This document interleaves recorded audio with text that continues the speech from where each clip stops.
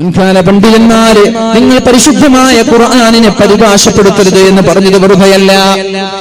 ഖുർആനെ നിങ്ങൾ പരിഭാഷപ്പെടുത്തരുത് എന്ന് പറഞ്ഞത് വെറുതെയല്ല. അപ്പൊ ആളുകൾ നെറ്റിച്ചുളിച്ചു, ഖുർആൻ പഠിക്കരുത് എന്നാണ് പറയുന്നത്.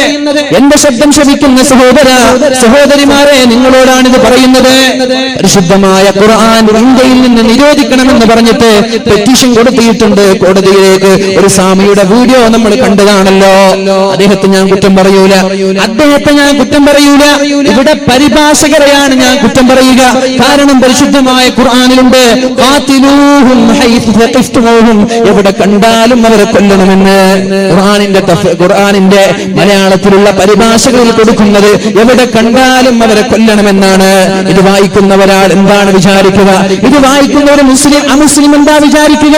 ബഹുദൈവ വിശ്വാസികളെ എവിടെ വെച്ച് കണ്ടാലും കൊല്ലണമെന്നല്ലേ? അങ്ങനെയാണ് ഇതിലുള്ളത്.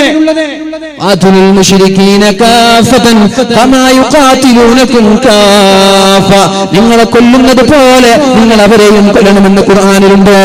അതിന്റെ അർത്ഥം മലയാള പരിഭാഷ വാങ്ങി വായിക്കുന്ന ആളുകൾക്ക് മനസ്സിലാകുന്നത് ഖുർആൻ ഒരു ഭീകരവാദത്തിന്റെ വർഗീയവാദത്തിന്റെ ഗ്രന്ഥമാണെന്നാണ്. മുസ്ലിമീങ്ങളായ ആളുകളെ, ബഹുദൈവ വിശ്വാസികളെ വധിക്കണമെന്ന് ഒരുപാട് സ്ഥലങ്ങളിൽ ഖുർആൻ പറയുന്നുണ്ട്. പക്ഷെ അതിന്റെ ഭാഷാർത്ഥമാണത്. ഇതുകൊണ്ടാണ് മഹാനായ ശംസുൽ ഉലമയെ പോലെയുള്ള ആളുകൾ നിങ്ങൾ ഖുർആൻ തഫ്സീർ ചെയ്യരുത്, മലയാളത്തിലേക്ക് പരിഭാഷ നടത്തരുത് എന്ന് പറഞ്ഞത്. എന്തേ കാരണം? അതിനുള്ള സാഹചര്യം അതിൽ രേഖപ്പെടുത്തുന്നില്ലല്ലോ. എവിടെ കണ്ടാലും അവരെ കൊല്ലണമെന്ന് പറയുന്ന രംഗത്തിൽ എന്താ സാഹചര്യത്തിലാണ് ആയത്തിറങ്ങിയത്? അത് പറഞ്ഞാലല്ലേ ആരെ കുറിച്ചാണ് ആയത്തിറങ്ങിയതെന്ന് മനസ്സിലാവുള്ളൂ. മനസ്സിലാക്കണം. നിങ്ങളിത് തിരിച്ചറിയുന്നുണ്ടോ എന്ന് എനിക്കറിയില്ല.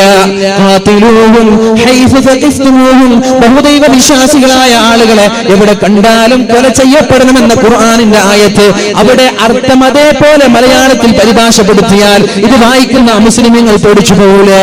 സത്യത്തിൽ അങ്ങനെയാണോ പറഞ്ഞത്? അമുസ്ലിമീങ്ങളെ വധിക്കാനാണോ പറഞ്ഞതല്ല. പിന്നെ അത് മനസ്സിലാവണമെങ്കിൽ മഹാന്മാരായ മുഫസ്സിരീങ്ങളുടെ തഫ്സീർ വായിക്കേണ്ടതുണ്ട്. മഹാനായ ഇബ്നു അബ്ബാസ് റളിയല്ലാഹു അൻഹുവിന്റെ, ഇബ്നു കസീർ റളിയല്ലാഹു അൻഹുവിന്റെ, ജലാലൈനി പോലെ സുയൂത്തി ഇമാമിനെ പോലെയുള്ള മഹാന്മാരായ പണ്ഡിതന്മാരുടെ തഫ്സീർ വായിക്കുമ്പോഴാണ് ഏത് സാഹചര്യത്തിലാണ് അല്ലാഹു ഇങ്ങനെ പറഞ്ഞത്, ഇത് ആരെ കുറിച്ചാണ് പറഞ്ഞതെന്നറിയോ? എന്റെ ശബ്ദം ശ്രവിക്കുന്ന ഏതെങ്കിലും മുസ്ലിം സഹോദരങ്ങൾ ഉണ്ടെങ്കിൽ നിങ്ങളോടാണ് ഇത് ഞാൻ പറയുന്നത്.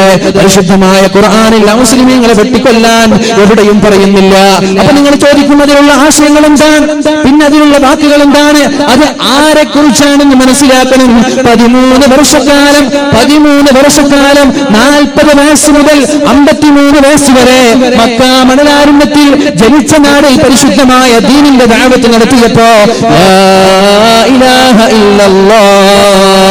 അല്ലാഹു അല്ലാതെ മറ്റൊരു ദൈവമില്ല, അല്ലാഹു ഏകനായ റബ്ബാണ്, ഞാൻ അല്ലാഹുവിന്റെ നബിയാണെന്ന് പറഞ്ഞതിന്റെ പേരിൽ സ്വന്തം നാട്ടിൽ നിന്ന് ആട്ടിയോടിച്ചിറക്കിയ ബഹുദൈവ വിശ്വാസികളുണ്ടല്ലോ.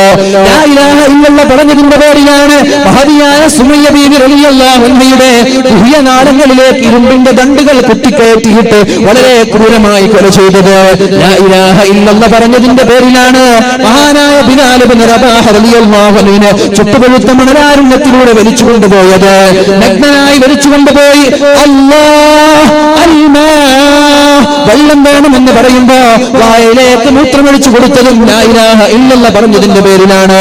ലാ ഇലാഹ ഇല്ലല്ലാഹ് പറഞ്ഞതിന്റെ പേരിലാണ് അബ്ബാബത്തങ്ങൾ എത്തി കത്തിക്കൊണ്ടിരിക്കുന്ന തീ കുണ്ടാരത്തിലേക്ക് വലിച്ചെറിഞ്ഞത്.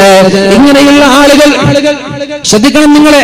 ഇങ്ങനെയുള്ള ആളുകൾ മക്കയിലുള്ള ബഹുദൈവ വിശ്വാസികൾ 13 വർഷക്കാലം ലാ ഇലാഹ ഇല്ലല്ലാഹ് എന്ന് മാത്രം പറഞ്ഞു. അവരെ ദ്രോഹിച്ചിട്ടില്ല, അവരെ വേദനിപ്പിച്ചിട്ടില്ല, അവർക്ക് യാതൊരു പോറലും ഏൽപ്പിച്ചിട്ടില്ല.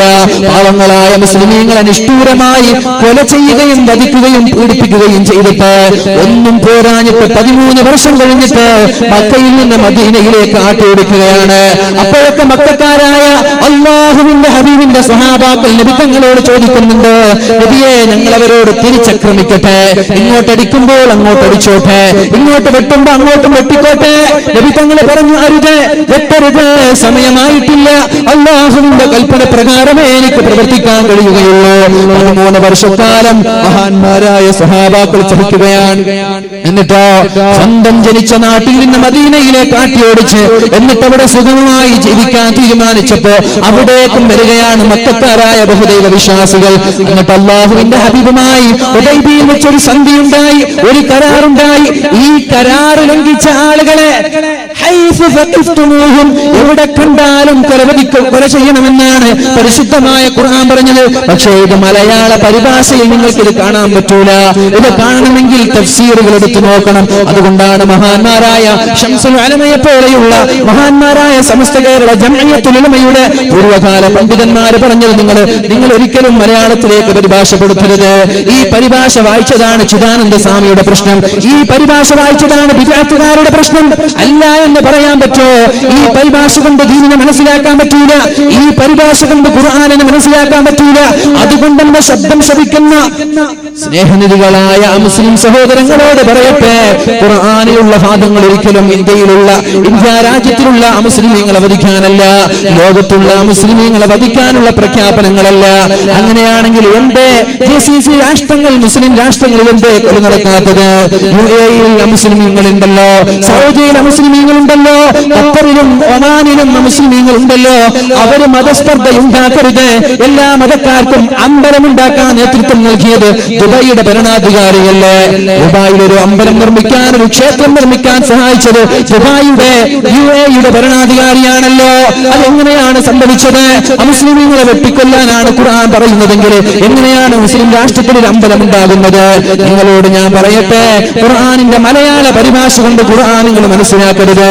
ഖുർആൻ മനസ്സിലാക്കാൻ ഖുർആനിന്റെ തഫ്സീർ ഗ്രന്ഥങ്ങൾ മനസ്സിലാക്കണം. മഹാന്മാരായ സ്വഹാബാക്കളും താബിഈങ്ങളും രേഖപ്പെടുത്തിയ ഖുർആനിന്റെ സാഹചര്യങ്ങളും സന്ദർഭങ്ങളും വളരെ വിശദമായി വ്യക്തമാക്കുന്ന തഫ്സീറുകൾ വായിക്കണം. എന്നാലേ ഈ പറഞ്ഞിട്ടുണ്ട് എന്ന് മനസ്സിലാക്കാൻ പറ്റുള്ളൂ. ബിദ്അത്തുകാർക്ക് പറ്റിയ അമളി അതാണ്, ബിദ്അത്തുകാർക്ക് പറ്റിയ പ്രശ്നം അതാണ്. അവരാണ് ഖുർആനിന്റെ പരിഭാഷകൾക്ക് തുടക്കം കുറിച്ചത്. അതുകൊണ്ടാണ് മുസ്ലിമീങ്ങളായ ആളുകൾ ഈ ഖുർആനിന്റെ ആയത്ത് വായിച്ചപ്പോൾ അവർ തെറ്റിദ്ധരിക്കാനുണ്ടായ കാരണം. മുസ്ലിമീങ്ങളായ ആളുകൾ നിങ്ങളോട് യുദ്ധം ചെയ്യാൻ വന്നാൽ അവരോട് നിങ്ങൾ തിരിച്ച് യുദ്ധം ചെയ്തോളൂ എന്നാണ് അതിന്റെ കൽപ്പന. അത് 13 വർഷങ്ങൾക്ക് ശേഷമാണ് അല്ലാഹു ആ കൽപ്പന പുറപ്പെടുവിക്കുന്നത്. 13 വർഷങ്ങൾക്ക് ശേഷം. ഞാൻ ആ വിഷയത്തിലേക്ക് വന്നത് പരിശുദ്ധമായ സൂറത്തുൽ കഹ്ഫിൽ നമ്മൾ ഓതുന്ന ആയത്താണല്ലോ. ആരാണ് ഏറ്റവും വലിയ അക്രമൻ?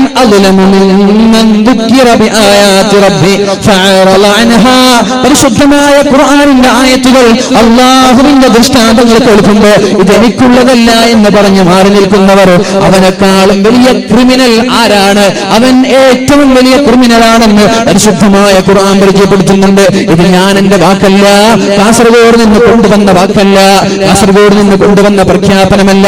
ഇത് അല്ലാഹുവിന്റെ പരിശുദ്ധമായ സൂറത്തുൽ കഹ്ഫിൽ ആഴ്ചതോറും അല്ലാഹു ഓതാൻ പറഞ്ഞത് വെറുതെയല്ല, നമ്മളെ പോലെയുള്ള ആളുകൾക്ക് ബോധമുണ്ടാവാനാണ്. എന്നിട്ടും നമ്മൾക്ക് ബോധമില്ല. എന്റെ ഖുർആൻ പഠിക്കാൻ നമ്മൾ തയ്യാറായിട്ടില്ല. ഖുർആനിന്റെ ക്ലാസുകൾ ഇവിടെ മാസം തോറും ആഴ്ച തോറും ഖുർആനിന്റെ ക്ലാസുകൾ ഉണ്ടാകുമ്പോ ആരാണ് ആ ക്ലാസ്സിൽ വന്നിരിക്കുന്നത്? ആർക്കാണ് ആ ക്ലാസ്സിനോട് താല്പര്യം? അല്പം ചില ഉമ്മമാർ, ഇരിക്കാൻ കിടക്കുന്ന അല്പം ചില വയസ്സന്മാർ. ചെറുപ്പക്കാരാ, നിങ്ങൾക്കിത് പഠിക്കേണ്ടേ? എന്റെ സഹോദര ചെറുപ്പക്കാരികളെ, നിങ്ങൾക്കിത് പഠിക്കേണ്ടേ? ഇത് പഠിക്കാത്തത് കൊണ്ടാണ്, പരിശുദ്ധമായ ഖുർആനിന്റെ അർത്ഥതലങ്ങളിലേക്ക് ഇറങ്ങാത്തത് കൊണ്ടാണ് ഈ കാണുന്ന ആഭാസങ്ങൾ നാട്ടിൽ വർദ്ധിച്ചുകൊണ്ടിരിക്കുന്നത്. അതുകൊണ്ട് ഇനിയുള്ള സമയം ഖുർആൻ പഠിക്കാനാവട്ടെ, ഖുർആൻ പഠിക്കാൻ സമയം കണ്ടെത്തണം. ഇത് പഠിച്ചാൽ മാത്രം മതിയോ? തജ്വീദിന്റെ നിയമപ്രകാരം ഓതണ്ടേ? യാസീൻ യാസീൻ വൽ ഖുർആനിൽ ഹകീം ഇന്നക ലമിനൽ മുർസലീൻ അലാ സിറാത്തിൻ മുസ്തഖീം. പരിശുദ്ധമായ ഖുർആൻ എങ്ങനെ വേണമെങ്കിലും ഒരാൾക്ക് ഓതാലോ. ചില ആളുകൾ ഓതുന്നത് യാസീൻ വൽ ഖുർആനിൽ ഹകീം ഇന്നക ലമിനൽ മുർസലീൻ, ഇത് കഴിഞ്ഞിട്ട് 100 ഇസ്തിഗ്ഫാർ. പഠിച്ചോനെ എന്റെ യാസീൻ തെറ്റിപ്പോയി, അസ്തഗ്ഫിറുല്ലാഹ്. അതാണ് നമ്മുടെ ഖുർആനോത്ത്. ഖുർആനോദിട്ട് ഇസ്തിഗ്ഫാർ ചൊല്ലേണ്ട അവസ്ഥയാണ് ഇന്നത്തെ ഖുർആനോത്ത് ഭൂരിഭാഗവും. അതാണ്, അതുകൊണ്ടാണ് ആ ഒരു എഫക്ട് നമ്മുടെ ജീവിതത്തിൽ കാണാത്തത്. അള്ളാഹു പറഞ്ഞത് എന്താ? അർത്ഥമാലോചിച്ച് ഖുർആനോതുന്ന ആളുകൾക്ക് മാനസികമായിട്ടുള്ള ടെൻഷൻ ഉണ്ടാവുകയില്ല. പെണ്ണുങ്ങളെ, എന്റെ സഹോദരിമാരെ, നിങ്ങളോട് പറയട്ടെ, വീട്ടിൽ സംതൃപ്തി ഉണ്ടാവാൻ, വീട്ടിൽ സന്തോഷം ഉണ്ടാവാൻ അള്ളാഹു പറഞ്ഞ വിഷയമാണ്. വീട്ടിൽ ഖുർആൻ ഓതട്ടെ. എന്റെ ഖുർആനിൽ നിന്ന്, എന്റെ ദിക്റിൽ നിന്ന്, എന്നെ സ്മരിക്കുന്നതിൽ നിന്ന് ആരാണോ മാറി നിൽക്കുന്നത് അവർക്കാണ് വല്ലാത്ത പ്രയാസമുള്ള ജീവിതം അള്ളാഹു നൽകുന്നത്. അവരുടെ ജീവിതം കുദുസായ ജീവിതമാണ്. അവരുടെ മാനസികമായ സംതൃപ്തി ലഭിക്കൂല. അള്ളാഹുവിൽ നിന്ന് മാറി നിൽക്കുമ്പോ അള്ളാഹു നൽകുന്ന പരീക്ഷണമാണിത്. ചെറുപ്പക്കാരാ, അള്ളാഹുവിൽ നിന്ന് മാറി നിൽക്കുമ്പോ അള്ളാഹു നൽകുന്ന പരീക്ഷണമാണിത്. ബനൂ ഇസ്രായേലിൽപ്പെട്ട ഒരു ആബിദായ ഒരാൾ അള്ളാഹുവിനോട് ചോദിക്കുന്നുണ്ട്, അള്ളാഹുവേ, വർഷങ്ങളായി ഞാൻ നിന്നോട് തെറ്റ് ചെയ്യുന്നുണ്ടല്ലോ, വർഷങ്ങളായി ഞാൻ പാപം ചെയ്യുന്നുണ്ടല്ലോ, എന്നെ നീ ശിക്ഷിക്കുന്നില്ല.